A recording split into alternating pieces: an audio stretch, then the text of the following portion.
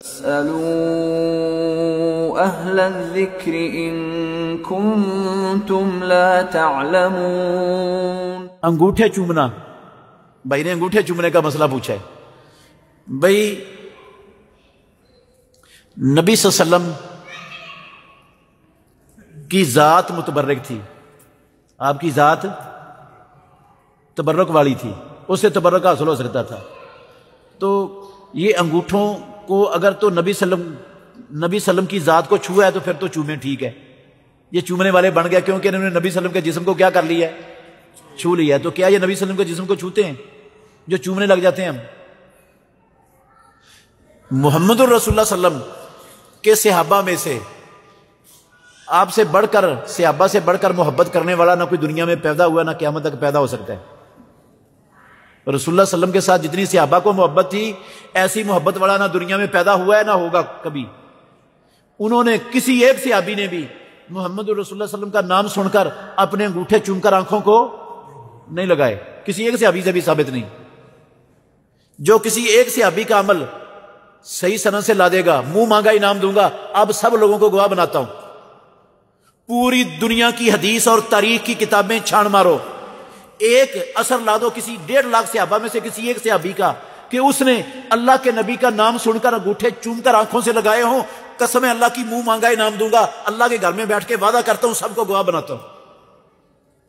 ایک سند دنیا میں پیش نہیں کی جا سکتی قیامت تک، ہے ہی نہیں، ہے ہی نہیں۔ چلو میں صحابہ کا نہیں مانگتا ہوں، صحابہ کا نہیں مانگتا ہوں، مجھے جو بندہ امام ابو حنیفہ رحمۃ اللہ علیہ کا عمل بتا دے گا، قسم اللہ کی جو کہے گا منہ سے وہ انعام دوں گا اس کو۔ کیا خیال ہے؟ میں بہت نیچے آ گیا ہوں، میں نہیں مانگتا قرآن سے، نہیں مانگتا حدیث سے، نہیں مانگتا صحابہ سے، نہیں مانگتا کسی اور سے، میں کہتا ہوں مجھے امام ابو حنیفہ رحمۃ اللہ علیہ سے ایک سند سے عمل دکھا دو کہ امام ابو حنیفہ رحمۃ اللہ علیہ نے یہ کیا ہے، منہ مانگا انعام دوں گا اس بندے کو جو لا کے دے گا مجھے۔ کیا امام ابو حنیفہ کو محمد الرسول اللہ صلی اللہ علیہ وسلم سے محبت تھی کہ نہیں؟ یا ہم کو امام ابو حنیفہ رحمۃ اللہ علیہ سے زیادہ محبت ہو گئی ہے؟ یا ان کو اس مسئلے کا پتہ ہی نہیں تھا، ہمیں پتہ چل گیا ہے؟ کوئی اللہ سے ڈرنا چاہیے ایسا کام کرتے ہوئے جس کام کے کرنے کی کتاب و سنت میں دلیل نہیں ہے، اور ہم اس کو نیکی سمجھ کے، ثواب سمجھ کے کرتے ہیں، الٹا عذاب اور گناہ ملے گا اس کام کرنے سے۔ بھائی نے سوال لکھے ہوئے ہیں، جنازہ خاموشی سے لے جانا چاہیے یا بلند آواز سے کلمہ شہادت پڑھتے ہوئے؟ عزیز بھائیو، سنن ابو داود کے اندر حدیث ہے، صحابی کہتے ہیں کہ ہم رسول اللہ صلی اللہ علیہ وسلم کے ساتھ جنازوں کے ساتھ جاتے تھے، اور ایسا ہوتا تھا کہ ہم یہ سمجھتے تھے کہ ہمارے سروں کے اوپر یا کندھوں کے اوپر پرندے بیٹھے ہوئے ہیں، اگر ہم نے کوئی آواز نکالی تو وہ پرندے کیا ہو جائیں گے؟ اڑ جائیں گے۔ اس قدر خاموشی سے محمد الرسول اللہ صلی اللہ علیہ وسلم کے دور میں جنازے اٹھا کے قبرستان کی طرف لے جائے جاتے تھے۔ یہ جو کلمہ شہادت کا نعرہ لگاتے ہیں لوگ کندھا دیتے ہوئے، چارپائی کو اٹھاتے ہوئے، یہ طریقہ نہ تو اللہ نے قرآن میں نازل کیا ہے، نہ مدینے والے امام محمد الرسول اللہ صلی اللہ علیہ وسلم نے سکھایا ہے، نہ پیارے پیغمبر کی زندگی میں ایسا ہوا ہے، نہ خلفائے راشدین میں سے کسی خلیفہ راشد کی زندگی میں ایسا ہوا ہے، نہ صحابہ میں سے کسی ایک صحابی سے ثابت ہے۔ اور میں اللہ کے گھر میں بیٹھا ہوں، علی وجہ البصیرت اور ذمہ داری سے کہہ رہا ہوں، امام ابو حنیفہ، امام مالک، امام شافعی، امام احمد بن حنبل رحمۃ اللہ علیہم، ان چاروں اماموں کی فقہ میں بھی اس کندھا دیتے وقت، میت کو اٹھاتے وقت کلمہ شہادت کا تصور بھی نہیں۔ کتاب و سنت تو دور کی بات ہے، چاروں ائمہ کی فقہ میں بھی کوئی مائی کا لال کسی ایک کتاب کے اندر یہ نہیں دکھا سکتا یہ طریقہ۔ تو آپ ماشاءاللہ سمجھدار ہیں، جو نہ قرآن میں ہے، نہ سنت میں ہے، نہ صحابہ کی زندگیوں میں ہے، نہ چاروں اماموں کی فقہ میں ہے، اس کا دین کے ساتھ کوئی تعلق ہوگا؟ یار کم از کم قرآن و حدیث نہ سے تو فقہ بھی ہوتا، کہیں کوئی سمجھ آتی. لیکن یہ خالصتاً بدعت ہے جو شروع کر لی ہے ہمارے مسلمانوں نے، اور یہ دن بدن بڑھتی ہی جا رہی ہے، بڑھتی ہی جا رہی ہے. اصل میں نا کلمہ شہادت پڑھنے کا موقع جو تھا وہاں پر لوگ پڑھنے نہیں دیتے کلمہ شہادت، اور جہاں موقع نہیں ہے وہاں کلمہ شہادت پڑھ رہے ہیں. نہ موقع ہے، نہ ثبوت ہے، نہ کوئی دلیل ہے، نہ کوئی کسی کی زندگی میں اس کا تصور ہے. موقع کون سا تھا؟ جب بندہ قریب المرگ ہوتا ہے تو محمد الرسول اللہ صلی اللہ علیہ وسلم نے فرمایا اس کو کلمے کی تلقین کیا کرو. لکنوا موتاکم لا الہ الا اللہ. جو تمہارے قریب المرگ لوگ ہیں، فوت ہونے والے ہیں، موت کے آثار ان پر آپ کو نظر آ رہے ہیں، اور نظر آ رہا ہے کہ تھوڑا وقت ان کا ہے، قریب ہے فوت ہونے کے، اس وقت ان کو لا الہ الا اللہ پڑھنے کا کہو کہ وہ لا الہ الا اللہ پڑھیں. اللہ کے نبی نے کہا تھا کہ نہیں لا الہ پڑھ؟ کس کو کہا تھا؟ اپنے چچا کو، اپنے چچا کو ابو طالب کو کہا تھا یا میں کل لا الہ الا اللہ، لا الہ پڑھ لے، لا الہ پڑھ لے، میں رب کے ہاں جھگڑ کر تیری سفارش کر لوں گا. نہیں پڑھا اس نے لا الہ. وہ ایک بچے کی عیادت کرنے کے لیے گیا، رسول اللہ صلی اللہ علیہ وسلم بیمار پرسی کرنے کے لیے، یہودیوں کا بچہ تھا. اس کے پاس بیٹھ گئے اللہ کے نبی، جا کر مرنے کے قریب تھا وہ بچہ. آپ نے فرمایا یا غلام قل لا الہ الا اللہ، اے بچے لا الہ الا اللہ پڑھ. اس یہودی کے اس بچے کا باپ یہودی وہ بھی بیٹھا ہوا تھا پاس. اس نے رسول اللہ صلی اللہ علیہ وسلم کے یہ الفاظ سن کر اپنے باپ کی طرف دیکھا تو باپ نے کہا اتے ابو القاسم، جو ابو القاسم کہتا ہے مان لو اس کی بات. بچے نے کلمہ پڑھا اور مسلمان ہو گیا اور فوت ہو گیا. رسول اللہ صلی اللہ علیہ وسلم نے فرمایا ساری اللہ کی تعریفیں ہیں جس نے ایک انسان کو جہنم کی آگ سے بچا دی ہے. تو لکنوا موتاکم یہ اللہ کے نبی کے لفظ ہیں. جو قریب المرگ لوگ ہیں ان کو لا الہ الا اللہ کی تلقین کیا کرو. ہمارے ہاں پتہ کیا کہا جاتا ہے؟ نا نا نا نا نا، اس کو لا الہ الا اللہ پڑھنے کا نہیں کہنا. این ممکن ہے وہ تکلیف میں ہو اور وہ انکار کر دیں جب میں نہیں پڑھتا اور اس کا مجرم آپ ہو جائیں گے.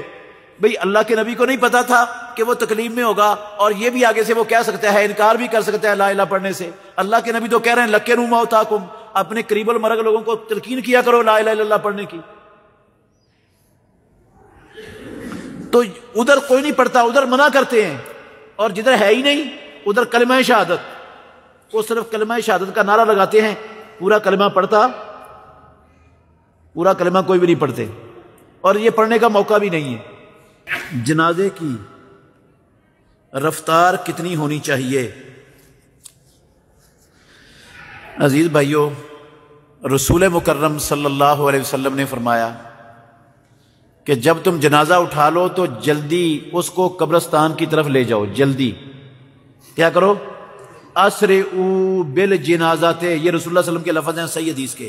اسرعوا بالجنازات، جنازے کو جلدی لے جایا کرو. اگر تو وہ نیک بندہ ہے جس کی میت کو تم نے اٹھایا ہوا ہے تو جلدی لے جانے کا فائدہ یہ ہے کہ وہ اللہ کی رضوان اور رحمتوں اور برکتوں اور جنتوں کی ہوا کی طرف وہ جلدی پہنچے گا. اور یہ دنیا کی ساری پریشانیوں سے اس کی جان چھوٹ گئی ہے، ساری دنیا کی علائشیں ختم ہو گئی ہیں. اب اس کو کہاں پہنچاؤ گے؟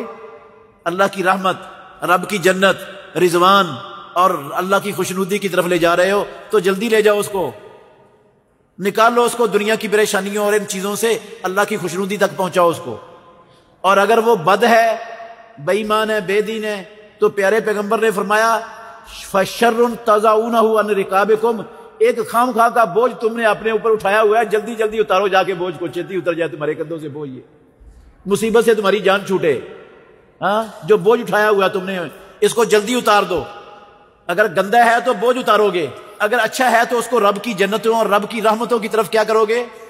بھیجو گے. اس لیے جلدی جنازے کو، یہ جو ہوتا ہے نا اوے آستہ چلو بھی آستہ، پیچھے ہر کوئی جنازوں میں اور یہ دفن کے وقت جتنے لوگ ہوتے ہیں نا سارے ہی مفتی بنے ہوتے.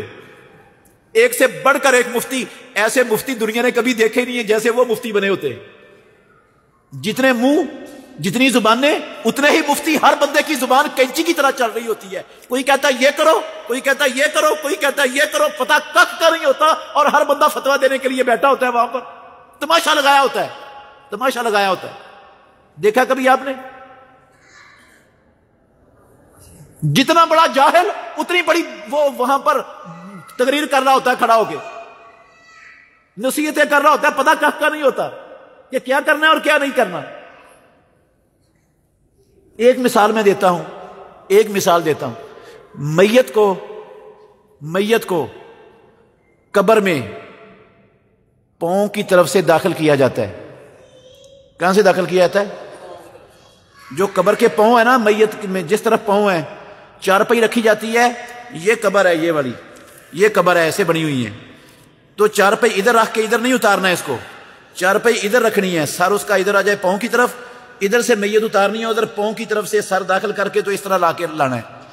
یہ کخ کا پتہ نہیں ہوتا، ہر بندہ فتویٰ دے رہا ہوتا ہے، کوئی کہتا ہے ادھر سے لاؤ، کوئی کہتا ہے ادھر سے لاؤ، کوئی کہتا ہے یہ کرو، کوئی کہتا ہے وہ کرو، دوسرے کی بات ہی نہیں کوئی سن رہا ہوتا۔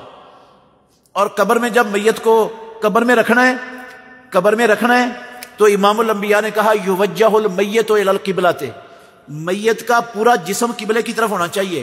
جس طرح دائیں پہلو پر ہم لیٹتے ہیں نا، سوتے ہیں دائیں پہلو پر، یہ ہے سنت محمد رسول اللہ صلی اللہ علیہ وسلم کی، اللہ کے نبی کا طریقہ میت کو قبر میں رکھنے کا، کہ اس کو دائیں پہلو پر پیچھے قبر کی دیوار کے ساتھ ٹیک لگا کے نا اس کو دائیں پہلو پر لٹانا ہے، صرف چہرہ اس کا قبلے کی طرف نہیں کرنا کہ باقی میت کا جسم سیدھا پڑا ہو اور چہرہ اس کا قبلے کی طرف ہو، ایسا نہیں ہے، بلکہ اس کو پورے جسم کو اس کے قبلے کی طرف لٹا کے رکھنا ہے، یہ حکم ہے۔ اس کا کخ پتہ نہیں ہوتا اور ہر بندہ ہی مفتی بن کے فتوے جاری کر رہا ہوتا ہے اس وقت وہاں پر۔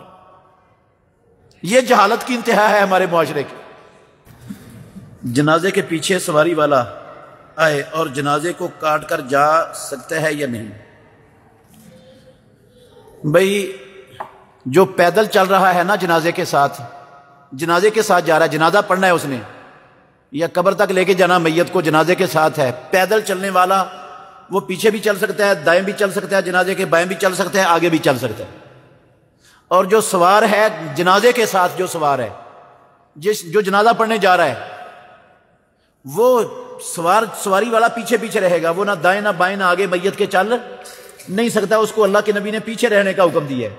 اور جو جنازے کے ساتھ نہیں ہے، جنازہ آپ سڑک پر لے جا رہے ہیں، سڑک پر لوگ جو ہے نا مسافر، ان کی بسیں، ان کی کاریں، ان کی گاڑیاں سفر کر رہی ہیں، تو وہ بھی پیچھے جائیں گے جب تک قبرستان نہیں آئے گا۔ یہ حکم ان کے لیے نہیں ہے، یہ حکم ان کے لیے نہیں ہے، وہ ایک سائڈ سے اپنی گاڑیاں گزار کے جا سکتے ہیں، ان کے لیے کوئی رکاوٹ نہیں ہے۔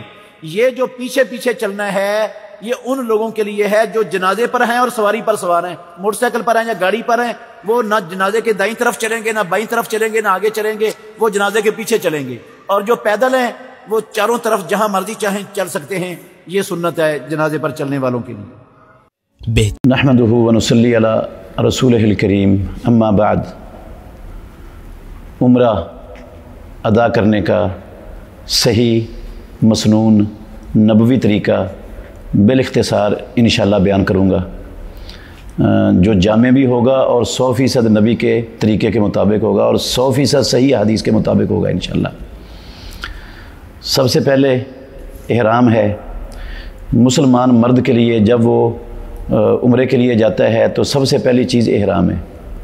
مسلمان مرد کا احرام ان سلی ہوئی 2 چادریں ہیں۔ ان سلی سے مراد ہے جو اعضاء کے مطابق نہ سلی ہوئی ہوں، جس طرح قمیض سلی ہوتی ہے یا شلوار سلی ہوتی ہے، اس طرح نہ ہوں، بلکہ بڑی چادریں ہوں، ایک تیر بند کے طور پر باندھ لے اور ایک کو اوپر لے لے۔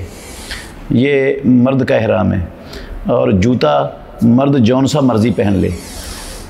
بعض لوگوں کا یہ خیال ہے کہ ہوائی چپل ہونی چاہیے، اس کا اسلام میں کوئی مسئلہ نہیں ہے، مرد جون سا مرضی جوتا پہن سکتا ہے، صرف اتنی چیز کا خیال رکھے کہ ٹخنے اس میں سے چھپے ہوئے نہ ہوں، ٹخنے ننگے ہوں اس سے۔ رسول اللہ صلی اللہ علیہ وسلم نے فرمایا جس کے پاس جوتے نہیں ہیں وہ موزے پہن لے اور ان کو ٹخنوں کے نیچے سے کاٹ دے۔ یہ صحیح بخاری شریف کی حدیث ہے، ٹخنے ننگے ہونے چاہیے بس۔ پاؤں کے اوپر والی ہڈی کا سرے سے کسی صحیح حدیث چھوڑ کر ضعیف حدیث میں بھی نام و نشان نہیں ہے کہ وہ ڈھکی ہوئی نہیں ہونی چاہیے۔ تو جوتا جون سا مرضی پہنے، ٹخنے ننگے ہوں، اور 2 چادریں پہن لے، سر کے اوپر کوئی چیز ٹوپی پگڑی کوئی چیز صافہ کوئی شے بھی نہیں باندھنی، نہ کوئی پہننی ہے سر کے اوپر۔ یہ مرد کا احرام کا لباس ہے۔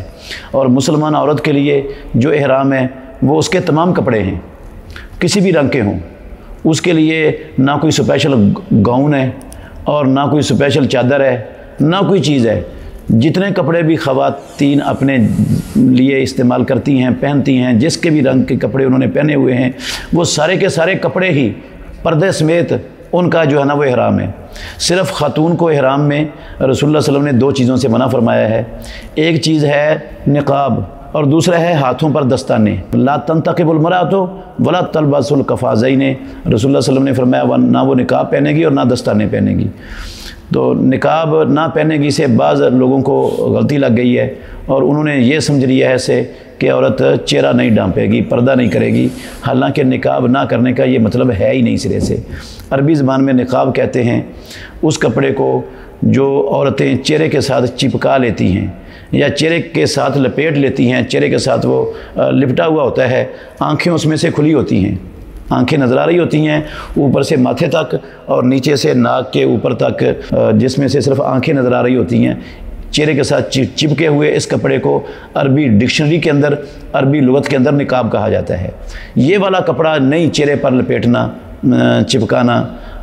باقی سر کے اوپر سے پلو لٹکا لیں یا گھونگھٹ نکال لیں یا وہ ٹوپی والا برقع جو عام طور پر کے پی کے کی خواتین پہنتی ہیں وہ ٹوپی والا برقع پہن لیں، پردہ کرنا ہے۔ فاطمہ بنت منذر کہتی ہیں ہم اسماء بنت ابی بکر رضی اللہ عنہ کے ساتھ تھیں، تو موطا امام مالک میں ہے جب ہمارے سامنے کوئی غیر محرم آتا تو ہم اپنا چہرہ ڈھانپ لیتی تھی احرام کی حالت میں۔ اسی طرح سنن ابو داود میں حدیث ہے جس کی سند میں تو کلام ہے لیکن یہ تعدد طرق اور شواہد کی بنا پر یہ حدیث حسن درجے کی بن جاتی ہے، قابل حجت ہے۔ وہ کہتی ہیں کہ ہم رسول اللہ صلی اللہ علیہ وسلم کے ساتھ جب حج پر تھیں اور ہمارے سامنے کوئی غیر محرم آتا تھا تو صدلت احدانا ثوبها علی وجہها، ہم میں سے ہر عورت اپنا کپڑا اپنے چہرے پر لٹکا لیتی تھی۔ تو پردہ کرنا تو فرض ہے، وہ عورت کے لیے معافی ہے ہی نہیں ہے، احرام کی حالت میں بھی معافی نہیں ہے۔ چہرہ ڈھانپنا ہے، سارا جسم ڈھانپنا ہے غیر محرموں سے۔ صرف ہاتھوں پر دستانے نہیں پہننے، اس کا مطلب یہ بھی نہیں کہ ہاتھ مردوں کے سامنے کھول دینے ہیں، اس بڑی چادر کے اندر چھپا کے رکھنے ہیں۔ چہرے کو بھی ڈھانپ کے رکھنا ہے، چاہے وہ اوپر والے پلو سے ہو، چاہے گھونگھٹ سے ہو، چاہے ٹوپی والے برقعے سے ہو، چہرہ ننگا کرنا یہ اس کا احرام کے ساتھ عورت کے لیے تعلق ہے ہی نہیں سرے سے کوئی بھی۔ احرام میں مرد کو خوشبو لگانی جائز ہے احرام پہننے سے پہلے، اور عورت کے لیے مہک والی خوشبو لگانے کی اجازت نہیں ہے، ان کے لیے حرام ہے کہ وہ مہک والی خوشبو لگائیں۔ رسول اللہ صلی اللہ علیہ وسلم نے فرمایا جو عورت خوشبو لگاتی ہے پھر وہ غیر محرم کے پاس سے گزرتی ہے اور غیر محرم اس کی بو سونگتا ہے، خوشبو سونگتا ہے، تو وہ فہی قضا و قضا یعنی زانیتن، امام الانبیاء نے فرمایا وہ بدکار عورت ہے۔ تو بہت بڑا سنگین جرم ہے خوشبو مہک والی عورت مسلمان استعمال کر کے وہ غیر محرم کے پاس سے گزرے۔ تو احرام کا لباس بندہ اپنے گھر میں بھی بے شک پہن لے۔ احرام پہننے سے پہلے غسل کرنا ضروری نہیں ہے، مستحب ہے، افضل ہے۔ جس عورت نے نماز نہیں پڑھنی ہوتی وہ بھی غسل کر کے وہ جو لباس اس نے پہننا ہے، جس لباس میں سفر کرنا ہے وہ لباس پہن لے، وہ لباس ہی اس کا احرام بن جانا ہے۔ اور مرد 2 چادریں پہن لے، چاہے وہ گھر میں پہن لے، چاہے ایئرپورٹ پر جا کر پہن لے، چاہے ہوائی جہاز پر پہن لے، یہ چادریں جہاں سے بھی وہ پہن لے گا یہ احرام نہیں بنے گی۔ یا عورت نے جو گھر میں غسل کر کے لباس پہن لیا وہ ابھی احرام نہیں بنا، اور نہ ہی وہ ایئرپورٹ پر آ کر احرام بننا ہے، نہ جہاز میں بیٹھ کر احرام بننا ہے۔ ان لباس نے احرام بننا ہے جب بندہ میقات پر پہنچے گا، اور پاکستان سے جانے والے ان کا میقات رسول اللہ صلی اللہ علیہ وسلم نے جو مقرر کیا ہے وہ یلملم ہے، اور یہ ہوائی سفر میں جدہ پہنچنے سے جو ہے نا کوئی آدھا گھنٹہ پہلے یا 25 منٹ 20 منٹ پہلے آتا ہے۔ جہاز کا عملہ ان کو کہہ دیا جائے بھئی ہم نے میقات پر جب ہوں گے تو آپ نے اطلاع کرنی ہے، پھر وہ اعلان کر دیتے ہیں جہاز میں۔ تو اس جگہ پر جب جہاز میقات کے برابر ہوگا اس وقت یہ جو آپ کی چادریں پہنی ہوئی ہیں یا عورت نے جو لباس پہنا ہوا ہے اس وقت اس نے احرام بننا ہے، اور آپ نے عمرے میں داخل ہونے کے لیے یہ لفظ کہنے ہیں لبیک اللہم عمرتن۔ مرد نے بھی یہ الفاظ کہنے ہیں، عورت نے بھی یہ الفاظ کہنے ہیں، اور اس کے بعد تلبیہ شروع کر دینا ہے۔ लब्बैक अल्लाहुम्मा लब्बैक, लब्बैक ला शरीका लक लब्बैक, इन्नल हम्दा वन निअमत लक वल मुल्का ला शरीका लक। ये तलबिया कहते रहना है जद्दे पहुँच कर भी, एयरपोर्ट पर भी, मक्के जाते हुए भी और मक्के पहुँचने तक। सही बुखारी में हदीस है, जब रसूलुल्लाह सल्लल्लाहु अलैहि वसल्लम मक्के के घरों को देख लेते थे तो आप तलबिया बंद कर देते थे, रोक लेते थे, फिर आप अपने होटल में जाएं। ये तलबिया जो है मर्द भी बुलंद आवाज़ से पढ़ेंगे और ख़वातीन भी बुलंद आवाज़ से पढ़ सकती हैं। उम्मुल मोमिनीन आयशा सिद्दीक़ा रज़ियल्लाहु अन्हा बुलंद आवाज़ से तलबिया पढ़ती थी। सहाबा उम्मुल मोमिनीन आयशा सिद्दीक़ा रज़ियल्लाहु अन्हा का तलबिया की आवाज़ सुनते थे। और हज़रत अमीर मुअव्विन ने पूछा ये किसकी आवाज़ है, तो लोगों ने कहा ये हमारी माँ आयशा उम्मुल मोमिनीन की आवाज़ है, तलबिया पढ़ रही है। तो रसूलुल्लाह सल्लल्लाहु अलैहि वसल्लम ने तलबिया को पढ़ने की फ़जीलत भी बड़ी बयान फरमाई है। आपने फरमाया अफ़ज़लुल हज्ज अल हज्ज व सज्जो, सबसे अफजल हज वो है जिसमें तलबिया के साथ बहुत ज़्यादा आवाज़ बुलंद की जाए और जिसमें खून बहाया जाए, कुर्बानियाँ की जाएँ। जब बंदा तलबिया कहता है तो रसूलुल्लाह सल्लल्लाहु अलैहि वसल्लम ने फरमाया उसके दाएं बाएं आगे पीछे जो चीज़ भी उसका तलबिया सुनती है, कोई दरख्त, कोई पत्थर, कोई इमारत, कोई चीज़, हर चीज़ उसके लिए क़यामत के दिन अल्लाह रब्बुल आलमीन के यहाँ गवाही देगी। तो ये औरतों को भी बुलंद आवाज़ से पढ़ते रहना चाहिए, मर्दों को भी बुलंद आवाज़ से तलबिया पढ़ते रहना चाहिए। हम मक्के में पहुँचकर मक्के की आबादी को देखकर अपना तलबिया बंद कर दें, उसके बाद अपने होटल में जाएँ, अपना सामान वगैरह रखें। अगर आप थके हुए हैं सफ़र की वजह से तो बेशक आराम करें। इस्लाम का ये कोई मसला नहीं है कि मक्के में जाते ही सबसे पहला काम ही उम्रा करना है, ऐसा कोई मसला नहीं है। अगर आप गुस्ल करना चाहते हैं तो गुस्ल भी कर सकते हैं। हाँ, इहराम की मैं पाबंदियाँ भूल गया हूँ। इहराम जब वो इहराम बन जाएगा, मिकात पर पहुंचकर तलबिया शुरू हो जाएगा तो फिर इहराम की पाबंदियाँ लागू हो जाएंगी। उसके बाद आप खुशबू नहीं इस्तेमाल कर सकते, खुशबू वाला साबन इस्तेमाल नहीं कर सकते। उसके बाद खुशकी का शिकार जायज़ नहीं है। उसके बाद मंगनी और निकाह के मामला तय करना, इसकी इजाज़त नहीं है। मियाँ बीवी इज़्दिवाजी ताल्लुक़ कायम नहीं कर सकते। ये सारी चीज़ें इहराम की वजह से मुहर्रम पर हराम हो जाती हैं, उम्रा करने तक, उम्रे से फ़ारग होने तक। आप पहुँच गए हैं अपने होटल में, आराम करना है आराम करें, गुस्ल करना है गुस्ल करें। फ़्रेश होकर आप हरम की तरफ रवाना हों उम्रा करने के लिए। तो जब आपने इहराम की चादरें पहनी है, अपने दाएं कंधे को नंगा नहीं करना। ये इहराम में कंधा नंगा करने का कोई तसव्वुर नहीं है, कंधे को ढांप के रखना है। आप जब उम्रा करने के लिए फ़्रेश होकर हरम में, मक्के में, मस्जिद हराम में दाखिल होंगे, अगर तो नमाज का टाइम है, फ़र्ज़ी नमाज का, तो पहले नमाज़ पढ़ लें। नमाज का टाइम नहीं है तो फिर आप सीधे हजर अस्वद के सामने जाएँ। हजर अस्वद के सामने खड़े होकर अपने दाएं कंधे से चादर उतार कर बाएं कंधे पर डालें, दायां कंधा नंगा कर लें। इसको इस्तिबा कहते हैं। मर्द नंगा करेंगे, औरतें कोई चीज़ ज़ाहिर नहीं करेंगी अपने जिस्म की। फिर आप इस्तिलाम करें हजर अस्वद का। हजर अस्वद के इस्तिलाम के 3 स्टेप हैं। सबसे पहला स्टेप है बोसा देना, ये आजकल मुमकिन नहीं है। दूसरा स्टेप है हाथ लगाना, ये भी आम लोगों के लिए आजकल मुमकिन नहीं है आसानी से। ये नहीं करने चाहिए क्योंकि धक्के देने पड़ते हैं, लोगों को तकलीफ़ पहुंचानी पड़ती है, तो ये जायज़ नहीं है इस्लाम में। इस्तिलाम का तीसरा स्टेप है उसके सामने खड़े होकर अपना सीधा हाथ बुलंद करना और कहना अल्लाहु अकबर। ये इस्तिलाम हो गया है। जिसने भी रसूलुल्लाह सल्लल्लाहु अलैहि वसल्लम ने फरमाया हजर अस्वद का इस्तिलाम हक़ के साथ किया, ये हजर अस्वद को रब्बुल आलमीन क़यामत के दिन 2 आँखें भी देगा और ज़ुबान भी देगा। ये हर बंदे के लिए रब्बुल आलमीन की अदालत में गवाही देगा। ये हजर अस्वद 2 आँखें भी होंगी और इसकी ज़ुबान भी होगी। क़यामत वाले दिन ये बोल बोल कर, बंदों को देख देख कर, जिसने भी इसका इंसानों में से इस्तिलाम किया था, सब के हक़ में ये पत्थर गवाही देगा। ये रसूलुल्लाह सल्लल्लाहु अलैहि वसल्लम का फरमान है। तो ये भी इस्तिलाम हो जाता है। इस तरह भी बाज़ किताबों में लिखा हुआ है बिस्मिल्लाह अल्लाहु अकबर कहना चाहिए सीधा हाथ उठाकर। ये बिस्मिल्लाह अल्लाहु अकबर वाली मरफ़ूअन रिवायत साबित नहीं है। किसी सहाबी का अमल है जो मरफ़ू हदीस है, उसमें सिर्फ अल्लाहु अकबर है और सीधा हाथ बुलंद करना है। कई लोग ऐसे करते रहते हैं 2-2 3-3 मरतबा बिस्मिल्लाह अल्लाहु अकबर, बिस्मिल्लाह अल्लाहु अकबर। ये तरीका नहीं है इस्लाम में, किसी भी हदीस में नहीं है, ना नबी सल्लल्लाहु अलैहि वसल्लम से, ना प्यारे पैगम्बर के सहाबा से। तो ये इस्तिलाम हो गया। अब इस्तिलाम के बाद बैतुल्लाह को बाईं तरफ रखते हुए जो है ना तवाफ़ शुरू कर दें। पहले जो 3 चक्कर लगाने हैं ना, उन 3 चक्करों के अंदर रमल करना है। रमल का मतलब है छोटे छोटे कदम उठाने और कंधे हिलाकर चलना है, जिस तरह पहलवान चलते हैं, अगर ये मुमकिन हो तो। अगर भीड़ और रश बहुत ज़्यादा है, ये मुमकिन नहीं है, तो फिर ये रमल जो है ना साकित हो जाता है भीड़ में, फिर ज़रूरी नहीं है। पहले 3 चक्करों में रमल करना है और जो आखिरी 4 चक्कर हैं वो आम हालत में ही पूरे करने हैं। और हर चक्कर के शुरू में आपने जब हजर अस्वद के सामने पहुंचना है तो अल्लाहु अकबर कहकर इस्तिलाम करना है। हजर अस्वद से जो पीछे वाला कोना है बैतुल्लाह का, उसको रुकने यमानी कहते हैं। उसका भी इस्तिलाम है, लेकिन उसको बोसा नहीं देना। मौका भी मिले तो तब भी नहीं देना। اور ہاتھ لگانے کا موقع ملے تو ہاتھ لگا لینا ہے۔ اگر ہاتھ لگانے کا موقع نہیں ہے تو اشارہ بھی نہیں کرنا، جس طرح حجر اسود کے سامنے استلام کرتے ہوئے اشارہ کیا جاتا ہے وہاں پر اشارہ نہیں کرنا، وہاں پھر آرام سے جس طرح آپ پیچھے سے آ رہے ہیں خاموشی سے گزر جانا ہے۔ اور یہ رکن یمانی اور حجر اسود کے درمیانے فاصلے میں آپ نے یہ دعا پڑھنی ہے، ربنا آتنا فی الدنیا حسنۃ وفی الآخرۃ حسنۃ وقنا عذاب النار۔ یہ 2 مرتبہ پڑھی جائے، 10 مرتبہ پڑھی جائے، جتنی بھی مرتبہ پڑھی جائے، 7 چکروں میں اس وقفے میں یہی دعا پڑھنی ہے۔ اور باقی تینوں سائڈوں میں بیت اللہ کی اور تمام چکروں میں کوئی مخصوص دعا نہ اللہ کے نبی نے پڑھی ہے، نہ سکھائی ہے، نہ صحابہ نے پڑھی ہے، نہ سکھائی ہے۔ بعض لوگوں نے ہر چکر کی لمبی لمبی الگ دعائیں بنائی ہوئی ہیں، ان کا محمد الرسول اللہ صلی اللہ علیہ وسلم کے ساتھ کوئی تعلق نہیں ہے، ان دعاؤں کا اللہ کے نبی کے طریقے سے کوئی تعلق نہیں ہے، صحابہ کے طریقے سے کوئی تعلق نہیں ہے، وہ تکلف ہے سارا کچھ۔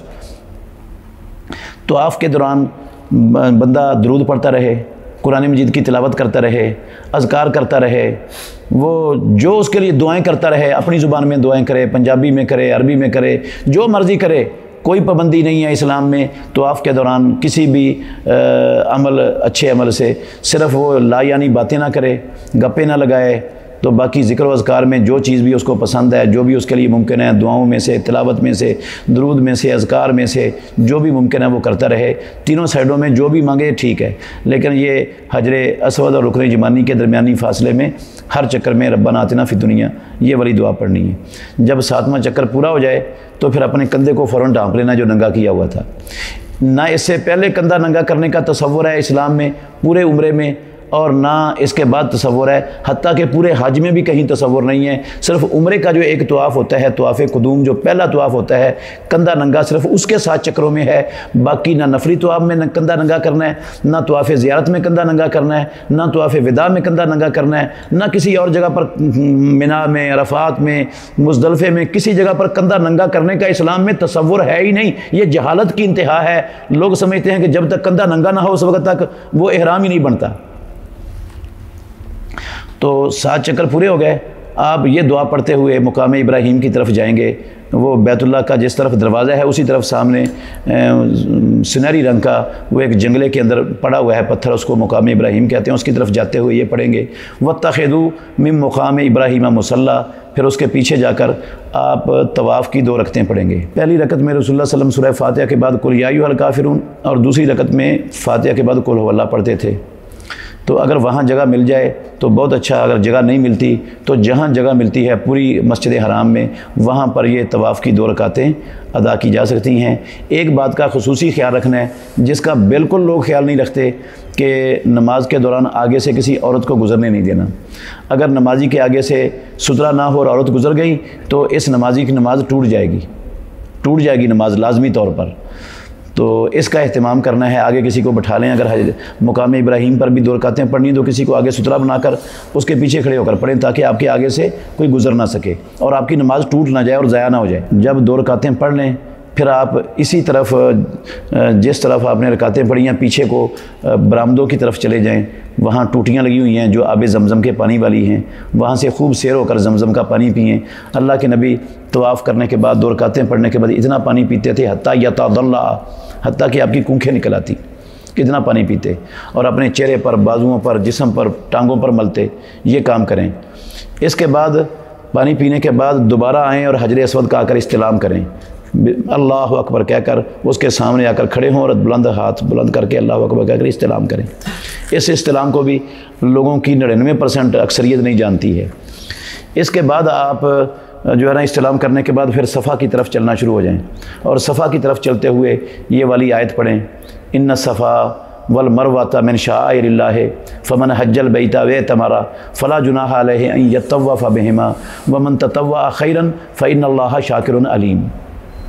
اور جب آپ جو ہے نا وہ قریب پہنچ جائیں صفا کے تو پھر آپ یہ پڑھیں اللہ اکبر اللہ اکبر اللہ اکبر، اور کہیں ابداؤ بما بدا اللہ بہی، یا یہ کہہ دیں نبداؤ بما بدا اللہ بہی، اور پھر وہاں قبلے کی طرف منہ کر کے کھڑے ہو جائیں اور 3 مرتبہ یہ دعا پڑھیں، لا الہ इल्लल्लाहु वहदहु ला शरीका लहु लहुल मुल्कु व लहुल हम्दु व हुवा अला कुल्लि शैइन कदीर। इस 3 मरतबा दुआ के दौरान जितनी भी दुआएं आपने मांगनी हैं, जितना आपका दिल करता है, बेशक तसल्ली से वहाँ खड़े होकर मुँह किबले की तरफ करके हाथ उठाकर दुआएं मांगते रहें। उसके बाद फिर आप चलना शुरू हो जाएं मरवा की तरफ। जब आप सफ़ा से नीचे उतरेंगे, मरवा की तरफ चलेंगे, तो थोड़ा फासला तय करने के बाद सब्ज़ सुतून आएंगे दोनों तरफ। छत पर सब्ज़ लाइटें लगी हुई होंगी, ट्यूबें, साइडों पर भी सब्ज़ ट्यूबें लगी हुई हैं और नीचे सब्ज़ पत्थर लगे हुए हैं। पहले सब्ज़ पत्थरों से, सुतूनों से भागना है अगले सब्ज़ सुतूनों तक। तो फिर उससे पहले भी आम चाल चलनी है, उसके बाद भी आम चाल चलनी है। जब आप सफ़ा से चलकर मरवा तक पहुंच जाएंगे तो ये आपका सफ़ा मरवा का एक चक्कर मुकम्मल हो जाएगा। चक्कर का मतलब ये नहीं है कि सफ़ा से शुरू किया और सफ़ा पर आकर मुकम्मल होना है, बल्कि चक्कर का मतलब है सफ़ा से शुरू किया और मरवा पर जाकर एक चक्कर पूरा हो गया। जब आप मरवा पर पहुँचें तो जिस तरह सफ़ा पर खड़े होकर आपने मुँह किबला की तरफ करके ये दुआ पढ़ी है, अल्लाहु अकबर अल्लाहु अकबर अल्लाहु अकबर ला इलाहा इल्लल्लाहु वहदहु ला शरीका लहु लहुल मुल्कु व लहुल हम्दु व हुवा अला कुल्लि शैइन कदीर। 3 मरतबा ये दुआएं और इसके बीच में जितनी दुआएं चाहें करें। फिर आप वहाँ से सफ़ा की तरफ चलना शुरू कर दें तो सब्ज़ सुतूनों के दरमियान आते हुए भी भागें, फिर आकर जिस तरह पहले दुआएं पढ़ी थीं सफ़ा पर खड़े होकर उस तरह दुआएं लंबी पढ़ें। ये आपका दूसरा चक्कर मुकम्मल हो गया। इसी तरह सफ़ा पर भी खड़े होकर दुआएं करते रहें और मरवा पर भी खड़े होकर दुआएं करते रहें। आपका 7वां चक्कर मरवा पर पूरा हो जाएगा। जब 7वां चक्कर मरवा पर पूरा हो जाए तो फिर दुआ नहीं करनी, फिर बाहर निकल जाना है। उसके बाद ख़वातीन बेशक खुद ही या उनका जो महरम साथ है वो उनकी मीडियों से 1 पोर के बराबर बाल पकड़कर कैंची से काट दें तो इनका उम्रा मुकम्मल हो गया, हराम खुल गया। और मर्द वो अपने होटल में जाकर या हमाम नाई के पास जाकर अपने बाल मंडवा दें या अपने बाल सारे के सारे मशीन के ज़रिए कटवा दें तो इनका भी हराम खुल गया, इनका भी उम्रा मुकम्मल हो गया। ऐसे बाज़ लोग ऐसे करते हैं, वो 2-4 बाल इधर से 2 इधर से 2 पीछे से काट लेते हैं और कहते हैं हराम खुल गया। ये तरीका गलत है। सर मंडवाने वालों के लिए रसूल मुकर्रम सल्लल्लाहु अलैहि वसल्लम ने 3 मरतबा अल्लाह की रहमत की दुआ की है और कटवाने वालों के लिए, बाल कटवाने वालों के लिए 1 मरतबा रहमत की दुआ की है। तो अफजल सर मंडवाना है, इससे आपका उम्रा मुकम्मल हो जाएगा। ये उम्रा मुकम्मल हो गई। ये है मुहम्मदुर रसूलुल्लाह सल्लल्लाहु अलैहि वसल्लम के उम्रे का 100% साबितशुदा, मसनून और मुख्तसर तरीन तरीका जो मैंने आपके सामने रखा है। इसको याद कर लेंगे तो इंशाअल्लाह आप भले में और खैर में रहेंगे और आप इंशाअल्लाह अपनी इस इबादत का अल्लाह से फुल और बड़ा अजर पाएंगे। जब इंसान फौत हो जाता है तो उसके दुनिया के अमलों का सिलसिला मुनक़ते हो जाता है, ख़त्म हो जाता है, मगर 3 चीज़ों का अजर उसको मरने के बाद भी मिलता रहता है। इस हदीस में 3 चीज़ें आई हैं। एक है सदका जारिया जो वो अपनी ज़िंदगी में कर गया, मस्जिद बना गया, नलका लगवा गया, मोटर लगवा गया, कुआं बनवा गया और कोई सदका जारिया इस तरह का कर दिया। दूसरा है इल्म छोड़ गया उसका, किताबें की शक्ल में या शागिर्दों की शक्ल में, तो जब तक वो इल्म चलता रहेगा इसको मरने के बाद भी उसका फ़ायदा मिलता रहेगा। तीसरी चीज़ है वलदिन सालिहिन यदऊ लहू, नेक औलाद की तरबियत की थी, नेक औलाद थी और वो उसके पीछे से दुआ कर रही है, तो औलाद जो अमल करती है नेक उसका फ़ायदा माँ बाप को भी मिलता रहता है। 3 चीज़ें इस हदीस में आई हैं जिनका फ़ायदा इंसान को मरने के बाद मिलता है। गुस्ल जनाबत का तरीका बता दें। भाई गुस्ल जनाबत का तरीका ये है, सबसे पहले आप अपने जिस्म पर इस्तंजा करें, जिस्म पर कोई आलाइश वगैरह है उसको साफ़ कर दें, धो दें। उसके बाद अपने हाथ घुटनों तक अपने हाथ धो लें, मिट्टी वगैरह से धो लें अगर कच्ची जगह है, अगर नहीं है तो साबुन वगैरह से धो लें। हाथ धो लिए, उसके बाद बिस्मिल्लाह कहकर मुंह में कहना बिस्मिल्लाह, ये ज़रूरी है क्योंकि इसके बगैर वज़ू नहीं होता। नमाज जैसा वज़ू शुरू कर दें। जब आप सर के मसे तक पहुँचें तो सर के मसे का तरीका नमाज के तरीके से थोड़ा मुख्तलिफ है। वो ये है कि आप अपनी उंगलियों को तर करें पानी से और बालों की जड़ों में अच्छी तरह फेरें, इतनी को मरतबा फेरें कि गालिब गुमान हो जाए कि बालों की जड़ें तर हो गई हैं। फिर इस तरह पानी के 3 लप बने, एक लप सर के इस तरफ डाल दें, दूसरा लप सर के दरमियान में डाल दें और तीसरा लप भरकर सर के इस तरफ डाल दें। फिर अपने सारे जिस्म पर पानी बहा लें और अगर आप ये लप डालने के बाद पाँव अगर पानी नीचे नहीं खड़ा हो रहा, नीचे टाइलें लगी हुई हैं, फर्श लगा हुआ है, सारा पानी बह रहा है, اگر آپ ساتھ پاؤں دھونا چاہیں تو پاؤں بھی دھو سکتے ہیں، ساتھ جائز ہے پاؤں دھونا بھی. اور اگر پاؤں نہ دھونا چاہیں تو سارے جسم پر پانی بہا لیں، یہ 3 چلو ڈالنے کے بعد دونوں ہاتھوں کے، اور پھر غسل خانے سے باہر جا کر پاؤں دھو لیں تو یہ آپ کا غسل ہو جائے گا. امام الانبیاء محمد الرسول اللہ صلی اللہ علیہ وسلم کا یہی طریقہ غسل کا ہماری ماں ام سلمہ، میمونہ، عائشہ رضی اللہ عنہا بیان کرتی ہیں، اور یہ احادیث صحیح بخاری شریف کے اندر کتاب الغسل میں موجود ہیں، اور میں نے ان احادیث کا خلاصہ آپ کے سامنے رکھ دی ہے. فجر کی 2 رکعتیں دنیا اور ما فیہا سے بہتر ہیں. ایک طرف ساری دنیا ہو اور ساری دنیا کا ساز و سامان ہو، اور دوسری طرف فجر کی 2 رکعتیں پڑھنے کا موقع انسان کو مل رہا ہو، تو محمد الرسول اللہ صلی اللہ علیہ وسلم کا یہ فرمان اس بات پر نص ہے کہ وہ ساری دنیا اور اس کا ساز و سامان لینے سے بہتر اور افضل ہے یہ فجر کی 2 رکعتیں پڑھنا. اس سے آپ اندازہ لگائیں کہ کتنی بڑی اہمیت ہے ان فجر کی 2 رکعتوں میں اسلام کے اندر، کہ ساری دنیا اور اس کا ساز و سامان ایک طرف اور یہ فجر کی 2 سنتیں ایک طرف. ایک روایت میں مسلم شریف کی ہے، ایک روایت میں عائشہ ام المومنین سے ہی یہ لفظ ہیں، لہما احب الی من الدنیا. رسول اللہ صلی اللہ علیہ وسلم نے فرمایا مجھے محمد کو دنیا میں سب سے زیادہ، ساری دنیا سے زیادہ محبوب ہیں یہ فجر کی 2 رکعتیں. اسی وجہ سے رسول مکرم صلی اللہ علیہ وسلم ان فجر کی 2 رکعتوں کا جتنا خیال رکھتے تھے، جتنا ان کا اہتمام کرتے تھے، اتنا خیال آپ کسی بھی چیز کا دوسری کا نہیں کرتے تھے. ہماری ماں عائشہ ام المومنین کی روایت میں یہ لفظ ہیں کہ میں نے رسول اللہ صلی اللہ علیہ وسلم کو کسی چیز کا اتنا اہتمام کرتے ہوئے، اتنا خیال رکھتے ہوئے نہیں دیکھا، کسی بھی چیز کا جتنا میں نے رسول مکرم صلی اللہ علیہ وسلم کو یہ فجر کی 2 سنتیں پڑھنے کا خیال رکھتے ہوئے اور ان کا اہتمام کرتے ہوئے دیکھا. اس طرح میں نے رسول اللہ صلی اللہ علیہ وسلم کو کسی چیز کا اہتمام اور خیال کرتے ہوئے نہیں دیکھا. اور یہ بھی حدیث میں ہے، عائشہ ام المومنین سے ہی مروی ہے رضی اللہ عنہا، کہ رسول اللہ صلی اللہ علیہ وسلم ظہر سے پہلے 4 رکعتیں اور فجر سے پہلے 2 رکعتیں کبھی چھوڑتے ہی نہیں تھے. حتیٰ کہ رسول مکرم صلی اللہ علیہ وسلم سفر میں بھی یہ 2 رکعتیں نہیں چھوڑتے تھے. ویسے فرض 2 ہو جاتے ہیں، جو 4 فرضوں والی نماز ہے اس کے سفر میں 2 فرض رہ جاتے ہیں، لیکن اللہ کے نبی ان کی اتنی اہمیت ہے ان 2 سنتوں کی کہ رسول اللہ صلی اللہ علیہ وسلم سفر میں بھی ان کو پڑھتے تھے اور سفر میں بھی ان کا اہتمام کرتے تھے، سفر میں بھی نہیں چھوڑتے تھے. وہ حدیث بھی مشہور ہے، جب رسول اللہ صلی اللہ علیہ وسلم ایک سفر سے واپس آ رہے تھے تو سحری سے کچھ وقت پہلے آپ نے پڑاؤ ڈالا آرام کرنے کے لیے. حضرت بلال رضی اللہ عنہ کو پہرے دار مقرر کر دیا، تو ان کو کہا کہ اذان کے ٹائم میں ہمیں جگا دینا. انہوں نے کہا اللہ کے نبی میں جگا دوں گا. تو بلال رضی اللہ عنہ اس سورج کی طرف منہ کر کے وہ بھی ٹیک لگا کر بیٹھ گئے. ان پر بھی نیند غالب آ گئی، اللہ نے ان کو بھی سلا دیا. تو آنکھ ہی نہیں کھلی بلال رضی اللہ عنہ کی. سب سے پہلے رسول اللہ صلی اللہ علیہ وسلم کی آنکھ کھلی اس وقت سورج طلوع ہو چکا تھا، سورج چڑھ چکا تھا. سورج چڑھنے کے بعد آپ کی آنکھ کھلی سب سے پہلے. تو رسول اللہ صلی اللہ علیہ وسلم نے بلال رضی اللہ عنہ کو اٹھایا. بلال تو نے ذمہ داری لی تھی کہ میں اٹھاؤں گا. بلال کہتے ہیں رضی اللہ عنہ اللہ کے نبی جس ذات نے آپ کو سلا دیا اس نے مجھے بھی سلا دیا.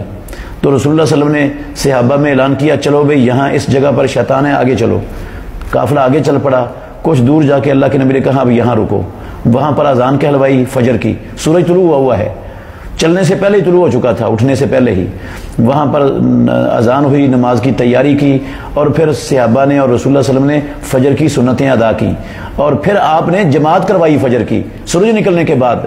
اس سے بھی پتہ چلتا ہے کہ رسول مکرم صلی اللہ علیہ وسلم کتنی زیادہ اہتمام کرتے تھے فجر کی سنتوں کا، اور آپ کی نظر میں ان کا کتنا بڑا مقام تھا. ساری سنتیں رسول اللہ صلی اللہ علیہ وسلم فجر میں چھوڑ دیتے تھے، رواتب جتنی بھی ہیں نمازوں کے آگے پیچھے والی، لیکن ان سنتوں کو نہیں چھوڑا کرتے تھے. تو ہمیں بھی ان سنتوں کا بہت زیادہ اہتمام کرنا چاہیے. اگر کسی بھائی کی یہ سنتیں فجر سے پہلے رہ جائیں، لیٹ ہو جائے وہ اٹھتے ہوئے، تو وہ فجر کی جماعت کے فوراً بعد پڑھ سکتا ہے. یہ جو فجر کے نماز کے دوران پڑھنے والا بعض لوگوں کا عمل ہے، یہ پیارے پیغمبر کی حدیث کے صریحاً خلاف ہے، بالکل اللہ کے نبی کی حدیث کے خلاف ہے. صحیح مسلم میں ہے پیارے پیغمبر نے کہا اذا اقیمت الصلاۃ فلا صلاۃ الا المکتوبہ، جب نماز کی اقامت ہو جائے تو پھر فرضی کے علاوہ کوئی نماز ہوتی ہی نہیں. تو یہ سنتیں تو ہوگی نہیں نماز کے دوران. بعض لوگ اس کے باوجود بھی وہ رسول اللہ صلی اللہ علیہ وسلم کی اس واضح اور صریح نص کے باوجود وہ جماعت کے دوران سنتیں پڑھ رہے ہوتے ہیں، حالانکہ وہ نماز ہوتی نہیں اور اللہ کے نبی نے اسے روکا ہے، منع فرمایا ہے۔ تو یہ ثابت ہے رسول اللہ صلی اللہ علیہ وسلم سے، مصنف ابن ابی شیبہ میں بھی ہے، دوسری کتابوں میں بھی ہے، صحیح سند کے ساتھ، دو بندوں کو رسول اللہ صلی اللہ علیہ وسلم نے دیکھا فجر کے بعد نماز پڑھ رہے تھے۔ جب انہوں نے پڑھ لی تو آپ نے ان کو کہا ان کو بلاؤ میرے پاس۔ آپ نے پوچھا تم کون سی نماز پڑھ رہے تھے؟ انہوں نے کہا اللہ کے نبی ہماری پہلے والی 2 رکعتیں رہ گئی تھی۔ یہ لفظ سن کر رسول اللہ صلی اللہ علیہ وسلم خاموش ہو گئے۔ اگر فجر کے فوراً بعد 2 رکعتیں پڑھنا ناجائز ہوتا، حرام ہوتا، غلط ہوتا تو اللہ کے نبی اس پر خاموش ہوتے یا ان کو منع کرتے؟ آپ ان کو کہتے بھی خبردار آج کے بعد نہیں پڑھنی، تم نے یہ ٹائم ہی نہیں ہے پڑھنے کا۔ رسول اللہ صلی اللہ علیہ وسلم کی اس پر خاموشی یہ دلیل ہے کہ فجر کے فوراً بعد سنتوں کی قضائی اگر کسی کی پہلے رہ گئی ہیں تو وہ دے سکتا ہے۔ ان سنتوں کی اسلام میں فضیلت، مقام اور اہمیت ہی بے شمار ہے، اس لیے جو جماعت کے دوران جو پڑھنے والے ہیں ان کو توبہ کرنی چاہیے، نہ اپنی سنتیں اہمیت والی ضائع کرنی چاہیے، نہ رسول اللہ صلی اللہ علیہ وسلم کی حدیث کی سر عام مخالفت کرنی چاہیے، اور نہ ہی وہ قرات کے دوران جب امام پڑھ رہا ہو، ایک طرف ہمارے یہ بھائی کہتے ہیں کہ جب امام قرات کر رہا ہو تو فاتحہ بھی نہیں پڑھنی، اور ادھر سارا کچھ ہی پڑھی جا رہے ہوتے ہیں، امام کی قرات بھی سن رہے ہوتے ہیں۔ تو اللہ سے جو ہے نا وہ ڈرنا چاہیے ہمارے ان بھائیوں کو، اور رسول اللہ صلی اللہ علیہ وسلم کا جو فرمان ہے اس کو اپنا اوڑھنا بچھونا بنانا چاہیے، اپنی زندگی کو، اپنے عمل کو اس کے مطابق بنائیں گے تو ہم اللہ کے ہاں سرخرو ہو جائیں گے۔ اللہ ہمیں سمجھنے کی اور عمل کرنے کی توفیق عطا فرمائے۔ بینک سے کسی قسم کی ڈیلنگ اور کسی قسم کا کاروبار کرنا اسلام میں حرام ہے، سوائے ٹرانزیکشن کے۔ سوائے کس کے؟ ٹرانزیکشن کے۔ بینک کو آپ استعمال کر سکتے ہیں ٹرانزیکشن کی حد تک بس۔ ٹرانزیکشن کا مطلب ہے آپ سرکاری ملازم ہیں، آپ کی تنخواہ بینک کے ذریعے آتی ہے، آپ کا اکاؤنٹ نہیں ہوگا تو آپ کو تنخواہ نہیں ملے گی۔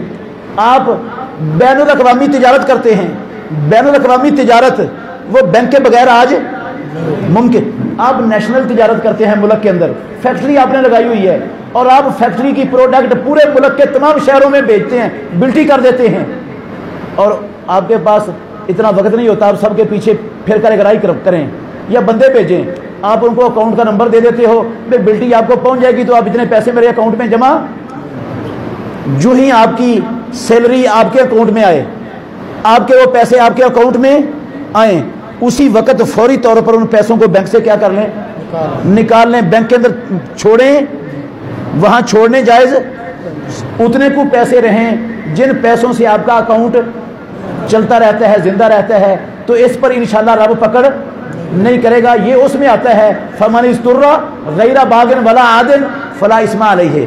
البتہ حفاظت کے لیے بینک میں پیسے رکھنا، حفاظت کے لیے بینک میں پیسے رکھنا، چاہے آپ کرنٹ اکاؤنٹ میں رکھیں، کرنٹ اکاؤنٹ سیونگ اکاؤنٹ سے بھی بڑا جرم ہے۔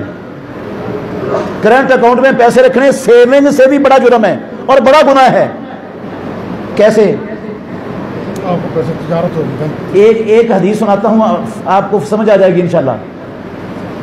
پیارے پیغمبر نے لعنت فرمائی ہے، حضرت جابر کہتے ہیں مسلم شریف میں حدیث ہے، لعن رسول اللہ آکل الربا و موکلہ و کاتبہ و شاہدیہ و قال ہم سوا۔ امام الانبیاء نے لعنت فرمائی سود کھانے والے پر، سود کھلانے والے پر، سود لکھنے والے کلرک مینیجر پر، اور سود کے اوپر گواہ بننے والوں پر، اور آپ نے فرمایا سب برابر ہیں، جتنا بڑا گناہ گار سود کھانے والا، اتنا بڑا کھلانے والا، اتنا بڑا لکھنے والا، اور اتنے بڑے گناہ گار اس پر گواہی دینے والے۔ یہ کھانے والا کھلانے والا تو سمجھ آ رہا ہے گناہ گار ہونے چاہیے، یہ جو لکھنے والا ہے اس نے نہ کھایا نہ کھلایا، یہ جو گواہی دے رہے ہیں دو بندے، نہ کھایا انہوں نے نہ، یہ برابر کے گناہ گار کیوں ہیں؟ اس لیے کہ انہوں نے کھانے اور کھلانے والوں کا کیا کیا ہے؟ تعاون کیا ہے۔ اور آسمانوں والے رب نے حرام کام میں تعاون کرنے کو بھی اپنے بندوں پر حرام کیا ہے۔ رب نے کہا وَتَعَاوَنُوا عَلَى الْبِرِّ وَالتَّقْوَىٰ وَلَا تَعَاوَنُوا عَلَى الْإِثْمِ یہ گناہ کا کام ہے، اور گناہ کے کام میں تعاون کرنا بھی کیا ہے؟ اور اب آپ نے انصاف سے بتانا ہے، ایک بندے نے گواہی دی اور چلا گیا، ایک بندے نے گواہی دی دو سودی کاروبار کرنے والوں کے لیے اور کیا ہو گیا؟ چلا گیا۔ میں نے اپنے لاکھوں روپے کروڑوں روپے بینک میں جمع کرنے کے لیے رکھ دیے، وہ گواہی دینے والوں کا تعاون بڑا ہے یا میرا بڑا ہے تعاون؟ کس کا تعاون بڑا ہے؟ پیسے رکھنے والے کا تعاون بڑا ہے بینک والوں سے، क्योंकि गवाही देने वाले ने तो गवाही दी और चला गया, और मेरे पैसों से बैंक वाले सूदी कारोबार कर रहे हैं, मेरे पैसों से क्या कर रहे हैं। और जितना मेरे पैसों से सूद कमाते हैं करंट अकाउंट से, जितना सूद कमाते हैं उन सूद के पैसों से वो अपने बैंक चलाते हैं, ये सूद के अड्डे चलाते हैं, ये अल्लाह और अल्लाह के रसूल के खिलाफ महाजे जंग मेरे पैसों से क्या हो रहे हैं, चल रहे हैं। मैं उनको कहता हूं भाई जितना सूद मेरे पैसों को कमाओ सब आपका ऐश करो, मजे उड़ाओ, छुरा मेरा ले लो और लोगों का गला काटो, खून चूसो, मैं एक कतरा भी आपसे लेने का मजाज नहीं हूँगा। एक बंदा मारने जा रहा है, किसी को कत्ल करने जा रहा है खाली हाथ, आप कहते हैं ये खंजर मेरा ले जा, वो आपका खंजर लेकर उसको कत्ल कर देता है, वो अकेला मुजरिम है या आप भी मुजरिम हैं? देने वाला भी बराबर का मुजरिम है और देने वाला भी बराबर का मुजरिम है। वो सूदी कारोबार करने वाला भी मुजरिम है और उनको पैसे देने वाला भी क्या है, बराबर का मुजरिम है। जो सेविंग अकाउंट वाले हैं उनके पैसों से जो बैंक ने सूद कमाया, कुछ अपने पास रख लिया, कुछ इनको दे दिया, और मेरे पैसों से जो सूद कमाया सारे का सारा लेकर उन्होंने बैंक चलाए। तो बड़ा तावन कौन सा हुआ बैंक वालों का, पैसे रखना। आप कहेंगे, बल्कि बहुत सारे लोग कहेंगे, परेशान हो गए भाई, मैं चेहरे देख रहा हूं भाई, पैसे अगर बैंक में रखने जायज नहीं तो फिर आजकल तो हालात बड़े ख़राब हैं, चोर डाकू बड़े हैं, घर में तो पैसे महफूज नहीं हैं। ठीक है बात, ये गलत बात नहीं है, बात ठीक है। मेरे भाइयों गौर करना ज़रा, बहुत गौर करना, बड़ा नफ़ा देगा अल्लाह आपको इंशाल्लाह। चोर डाकू सिर्फ पैसों के हैं या और चीज़ों के भी हैं? भैंसों के, बैलों के, बकरियों के चोर हैं कि नहीं? तो वो कभी बैंक में जमा करवाई हैं? क्यों? वो माल नहीं है। अगर उस माल की हिफाजत हो सकती है तो पैसों की क्यों नहीं हो सकती? नंबर 2, इज्जत के डाकू हमारे मुआशरे में फिर रहे हैं कि नहीं हैं? और इज्जत के डाकू दंदना रहे हैं कि नहीं? दंदना रहे हैं। इज्जतें हमारे घर में होती हैं कि नहीं? कोई बंदे ने कभी कहा कि मैं इज्जत अपनी बैंक में जमा कराऊं, डाकू बड़े हैं, करवाता है कोई? अगर इज्जत की घर में हिफाजत हो सकती है जो पैसों से अरब खरब गुना ज्यादा कीमती है, तो पैसे जो हाथ के मैल को चैल है उसकी घर में हिफाजत क्यों नहीं हो सकती भाई? ये कौन सी मजबूरी? इज्जत की हो जाती है घर में हिफाजत, पैसे की नहीं होती, पैसे की वक्त मजबूरी बन जाती है यार। अगली बात, अल्लाह ने जो मुकद्दर में मेरे नुकसान लिख दिया है वो मेरा नुकसान होके रहना है या नहीं होना, और जो नहीं लिखा वो कायनात की कोई ताकत मेरा नुकसान कर नहीं सकती। और रब ने मुकद्दर मेरे दुनिया में आने से पहले का लिखा हुआ है, लिखा हुआ कि नहीं है? कब का लिखा हुआ है? सही मुस्लिम की हदीस है, प्यारे पैगंबर ने कहा अल्लाह ने ज़मीनों आसमानों को पैदा करने से 50,000 साल पहले कलम को पैदा करके सब कुछ लिखवा दिया जो क़यामत तक हो। ये जो बातें हो रही हैं ये भी लिखी हुई थी उस वक्त, आपने ये बातें सुननी है बैठकर इस मस्जिद में, ये सारा कुछ लिखा हुआ था, रब को पता था ये ज़मीनों आसमानों के बनाने से 50,000 साल पहले का लिखा हुआ है। जो मेरा नुकसान होना है वो भी लिखा हुआ है, जो नहीं होना वो भी लिखा हुआ है। अच्छा, अगर अल्लाह ने मेरे मुकद्दर में नुकसान लिख दिया मेरे पैसे का, तो बैंक में रखने से बैंक मुझे उस नुकसान से बचा लेगा? रब का लिखा हुआ बदल जाएगा? है तकदीर बदल जाएगी? मैंने देखा है, आपने भी देखा होगा, एक बंदा उसने पैसे रखे बैंक में, जरूरत पर वो निकलवाने के लिए गया, उसने कैशियर से दथियां ली पैसे की, उधर खड़ा होके गिन रहा है, वो डाकू ने आके कानपट्टी पे पिस्टल रख दिया, कहता हाजी साहब ये गिनने की तकलीफ ना करें, मैं खुद ही गिन लूंगा, इधर दे दो। वो लेकर वो गया, बैंक ने बचा लिया। कसम है अल्लाह की, कई मैंने देखे, अखबार पे पढ़ा मैंने, लाहौर में एक फैक्ट्री का मालिक बैंक से कोई 1.5-2 करोड़ रुपया निकलवा कर गया, जा रहा था अपनी गाड़ी में, माल रोड पर दिन के 1 बजे डाकू उसकी रैकी में थे, पीछे लगे हुए थे, उसको गोली मारी, बंदा भी मर गया, पैसे भी चले गए, गाड़ी का भी नुकसान हो गया, बैंक ने बचा लिया। बैंक में पैसे रखने का फायदा क्या हुआ? वो बदबख्त तो बचा ही नहीं सके, रब की जो लानत मिली वो अलग, और नुकसान फिर हो गया, वो रब ने लिखा हुआ था, बैंक वाले उस नुकसान से कैसे बचा सकते थे? और जो नुकसान पैसे मेरे घर में पड़े हों और रब ने मेरे मुकद्दर में नुकसान ना लिखा हो, तो تو کوئی ڈاکو اتنا طاقتور بن کے آ جائے وہ رب کے لکھے ہوئے کو بدل دے اور میرا نقصان کر دے، ممکن ہے یہ؟ یار کیسا ہمارا ایمان ہے؟ بینکوں پر اور ڈاکوؤں پر ایمان ہے اور رب پر ایمان ہی نہیں ہے۔ ایمان کس پر ہے؟ بینک پر اور ڈاکوؤں پر، کہ ڈاکو نقصان کر دیں گے اور بینک بچا لیں گے، نہ رب نقصان سے بچا سکتا ہے نہ وہ کر سکتا ہے کسی کا۔ ایک اور بڑی بات غور سے سننا، بہت بڑی بات ہے یہ بھی۔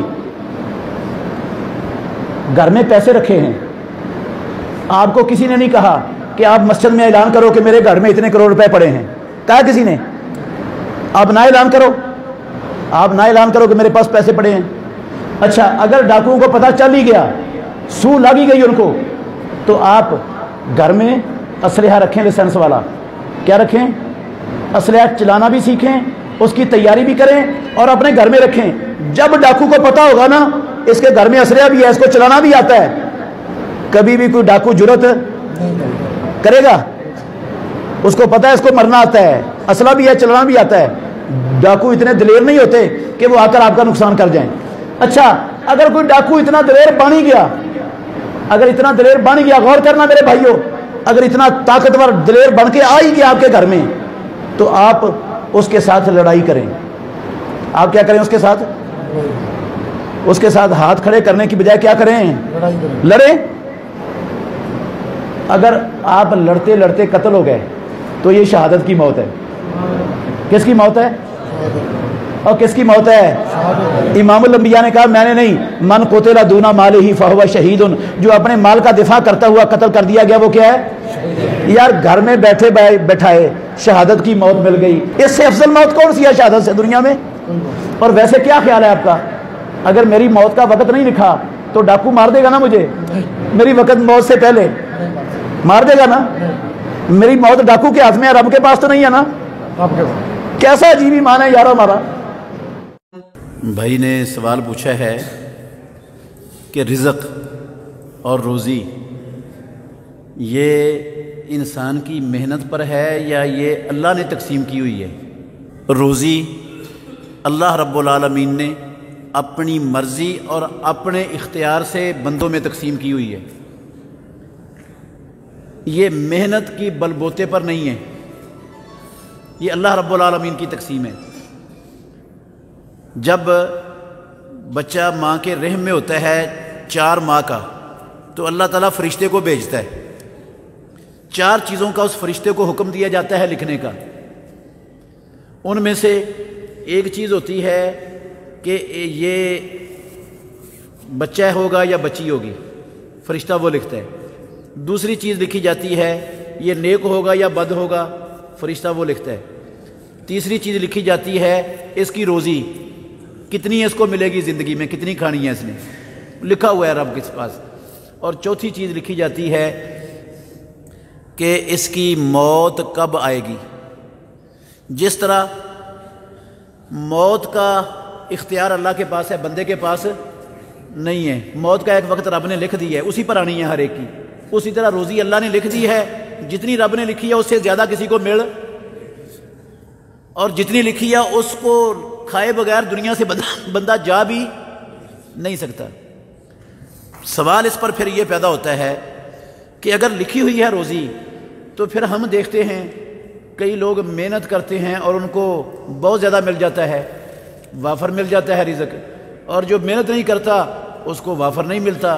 تو اس کا کیا مطلب؟ اگر لکھی ہوئی ہے تو محنت کرنے والے کو کیوں زیادہ ملتی ہے اور جو محنت نہیں کرتا اس کو کیوں زیادہ کم ملتی ہے؟ عزیز بھائیوں، یہ بات ذہن میں رکھیں۔ بہت سارے محنت کرنے والے محنت کرتے رہتے ہیں، ان کو روزی شوزی کوئی نہیں ملتی، کوئی نہیں ملتی، محنت کے باوجود بھی نہیں ملتی۔ میں آپ کو سینکڑوں مثالیں دے سکتا ہوں۔ اور بہت سارے کخ بھی نہیں محنت کرتے، ان کو اللہ نے اتنی دی ہوتی ہے کہ ان کا حساب و کتاب ہی ان کے پاس نہیں ہوتا، کتنا ان کے پاس ہوتا ہے۔ یہ رب کی تقسیم ہے۔ باقی اللہ رب العالمین نے یہ لکھا ہوا ہے بندے کے حق مقدر میں کہ اس نے محنت کرنی ہے اور اس کی محنت کی وجہ سے اس کو یہ چیز ملنی ہے۔ اسباب اللہ نے پیدا کر دینے ہیں۔ اسباب کس نے پیدا کرنے ہیں؟ اللہ نے۔ روزی اس نے رکھی ہوئی ہے، اسباب اس نے پیدا کرنے ہیں۔ ہماری ذمہ داری ہے کوشش کرنا، हमारी जिम्मेदारी क्या है? कोशिश करना, हाथ पांव मारते रहना। ये मारते चले जाएं, मिलनी उतनी है जितनी रब ने मुकद्दर में लिखी, उससे ज़्यादा कोई नहीं मिलनी। और अगर बैठ जाएंगे हाथ पे हाथ रख के मेहनत बिल्कुल नहीं करेंगे तो ये अल्लाह रब्बुल आलमीन के हुक्म की खिलाफ वर्जी है। अल्लाह ने लिखा हुआ है मिलनी तब है जब मैं हाथ पाँव मारूंगा, तो कोशिश करूंगा तब मिलनी है। बैठे बैठाए मेरे मुंह में कोई नहीं आनी, लिखी हुई है रब ने, मिलनी उतनी है। लेकिन मिलनी किस बुनियाद पर है? कोशिश की बुनियाद पर।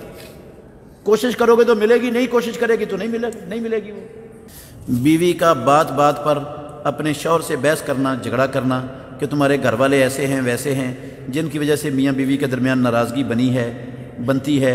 क्या बात बात पर बीवी को अपने शौहर से लड़ना चाहिए जबकि हमारे घर भी अलग हैं? वजाहत कर दें। शौहर को नाराज़ करके क्या बीवी की इबादत कबूल हो जाएगी? अज़ीज़ भाइयों, ये लड़ाई तो शैतान की कोशिश है। इसकी कोशिश है ये शैतान की। शैतान को सबसे ज़्यादा, इबलीस को सबसे ज़्यादा प्यारी चीज़ है वो क्या है? मियाँ बीवी में लड़ाई, इनके दरमियान जुदाई डलवाना। इससे ज़्यादा महबूब मशगला, महबूब काम शैतान को दुनिया में कोई नहीं है। तो जो मियाँ बीवी घर में लड़ते हैं, बात बात पे लड़ाई शुरू हो जाती है, झगड़ा शुरू हो जाता है, नाराज़गी होती रहती है, तो उनके अंदर शैतान घुसा हुआ है। उनके अंदर कौन घुसा हुआ है?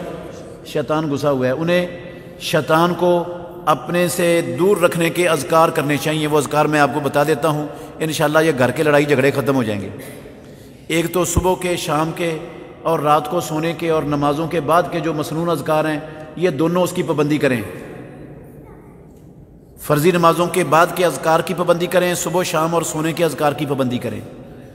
दूसरा, ला इलाहा इल्लल्लाहु वहदहु ला शरीका लहु लहुल मुल्कु व लहुल हम्दु व हुवा अला कुल्लि शैइन क़दीर 100 मरतबा सुबह को और 100 मरतबा शाम को पढ़ें। इंशाअल्लाह रहमान ये घर के झगड़े क्या हो जाएंगे? ख़त्म हो जाएंगे, नहीं रहेंगे। क्या पानी के अंदर कागज़ के ऊपर लिखे अरबी कलिमात पीने चाहिए, यानी पानी के अंदर तवीज़ डालकर पीना जायज़ है? भाई ये तरीका ना रसूलुल्लाह सल्लल्लाहु अलैहि वसल्लम का है, ना सहाबा का है, ना ये आइम्मा में से किसी इमाम का तरीका है। ये कुरान मजीद को घोल कर या दुआओं मसनून को घोल कर पीने वाला अमल अल्लाह के नबी की ज़िंदगी में नहीं हुआ, खुलाफाए राशिदीन के दौर में नहीं हुआ, सहाबा रिज़वानुल्लाह अलैहिम अजमाइन में से किसी सहाबी ने ऐसा ना किया ना करवाया, ना इसकी इजाज़त दी किसी ने। तो जो काम कुरान में भी नहीं लिखा हुआ, नबी की ज़िंदगी में भी नहीं है, सहाबा की ज़िंदगी में भी नहीं है, वो काम करना दुरुस्त होगा हमारे लिए?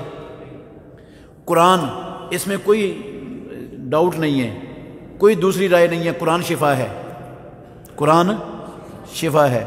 शिफा का मतलब ये नहीं है कि घोल कर पी लो तो पेट दर्द ख़त्म हो जाएगी या जिन निकल जाएंगे, ये मतलब नहीं है शिफा का। शिफा का मतलब ये है कि आपके दिल से कुफर की, शिरक की और कीने की, बुग़्ज़ की, हसद की, अदावत की, ये सारी रूहानी बीमारियों को जड़ से काट कर फेंक देगा कुरान, अगर आप कुरान को समझ कर पढ़ेंगे और इस पर अमल करेंगे तो। बाकी कुरान मजीद की बाज़ आयात और बाज़ सूरतें ऐसी हैं जिनके अंदर ये तासीर अल्लाह रब्बुल आलमीन ने रखी है, अल्लाह के नबी ने बतलाई है कि इनको पढ़ा जाए तो अल्लाह रब्बुल आलमीन मरीज़ों को इनकी वजह से शिफा दे देते हैं। सूरह फातिहा है, आयतुल कुर्सी है, शैतान से भगाने में आखिरी तीनों कुल हैं, सूरह बकरा की आखिरी 2 आयतें हैं। इनकी तासीर, रसूलुल्लाह सल्लल्लाहु अलैहि वसल्लम की दुआओं की तासीर वो साबित है। वो आप पढ़ते रहें, दम करते रहें। दम करने की इजाज़त है, तवीज़ पहनने की या तवीज़ घोलकर पीने की या तवीज़ से नहाने की कोई मिसाल नहीं है। दम की इजाज़त दी है रसूलुल्लाह सल्लल्लाहु अलैहि वसल्लम ने, दम करें बेशक, लेकिन दम भी कुरान मजीद की आयतों, सूरतों या मसनून दुआओं का होना चाहिए। कोई मंतर शंतर दम में पढ़ना जायज़ नहीं है। क्या गैर महरम से चेहरे के साथ साथ हाथ पाँव का पर्दा भी ज़रूरी है? जी भाई, हाथ पाँव का पर्दा भी ज़रूरी है, चेहरे का भी ज़रूरी है मुसलमान औरत के लिए। सुनन अबू दाऊद की एक हदीस आपको सुनाता हूँ। रसूलुल्लाह सल्लल्लाहु अलैहि वसल्लम ने कहा कि औरतें मर्दों से एक बलिष्ठ कपड़ा ज़्यादा रखें, अपना लटका के रखें नीचे, ताकि उनके पाँव भी छुपे रहें। एक औरत कहती है, अल्लाह के नबी, एक बलिष्ठ कपड़ा मर्द से ज़्यादा रखेंगी औरतें तो औरतों के तो कदम नंगे हो जाएंगे, कदम नंगे हो जाएंगे। جب انسان چلتا ہے نا ٹانگیں کھلتی ہیں تو کپڑا سکڑ کے اوپر آتا ہے، وہ کپڑا سکڑے گا ٹانگیں کھلنے سے تو ایڑیاں پاؤں ننگے ہو جائیں گے۔ آپ نے فرمایا اگر ایک بلیچ سے پاؤں کے ننگے ہونے کا اندیشہ ہے نا تو ایک ہاتھ کپڑا پیچھے لٹکا کے رکھیں تاکہ چلتے ہوئے پاؤں بھی ننگے نہ ہوں، پاؤں بھی ننگے نہ ہوں۔ رسول اللہ صلی اللہ علیہ وسلم کی زندگی میں صحابیات ہاتھوں پر دستانے پہنتی تھی، ہاتھوں پر کیا پہنتی تھی؟ دستانے پہنتی تھی۔ صحیح بخاری میں حدیث ہے۔ ہاتھوں کا بھی پردہ ہے، قدموں کا بھی غیر محرم سے پردہ ہے۔ تو جو لوگ کہتے ہیں چہرے کا پردہ نہیں ہے ان کو غور کرنا چاہیے، جب ہاتھ کھولنے کی پاؤں کھولنے کی اجازت نہیں ہے تو چہرہ کھولنے کی اسلام اجازت دے سکتا ہے؟ ہاں، انسان میں جو کشش کا اصل مرکز ہے وہ تو چہرہ ہے، ہاتھ پاؤں نہیں ہے۔ اگر نماز میں سستی کرنے والا ہو تو اس کو دعوت کو قبول کر لینا چاہیے۔ اس کی کمائی کیسی ہے؟ بھئی دعوت کو قبول کر سکتے ہیں آپ اس کی، لیکن اس کو نماز میں سستی چھوڑنے کی دعوت دیں ضرور۔ یہ نہیں کہ کھانا کھا کر اس کے گھر میں آ جائیں اور وہ نماز میں سستی کرتا ہے تو آپ اس کو جو ہے نا پی ہی جائیں، اس کو نصیحت ہی نہ کریں، سمجھائیں ہی نہ، یہ غلط ہے، یہ غلط ہے۔ بے نماز جو ہوتا ہے نا، بے نماز، مکمل طور پر بے نماز، اس کا مسلمانوں سے تعلق ختم ہے، اس کی دعوت مت قبول کریں۔ لیکن جو کبھی پڑھتا ہے کبھی چھوڑتا ہے، سستی کر دیتا ہے، دعوت قبول کر سکتے ہیں، لیکن اس کو سمجھانا، نصیحت کرنا، نماز کی پابندی کی دعوت دینا، یہ فرض ہے آپ پر۔ بہترین صدقہ جاریہ حاصل کرنے کے لیے اس ویڈیو کو لائک، کمنٹ اور شیئر کرنا مت بھولیں۔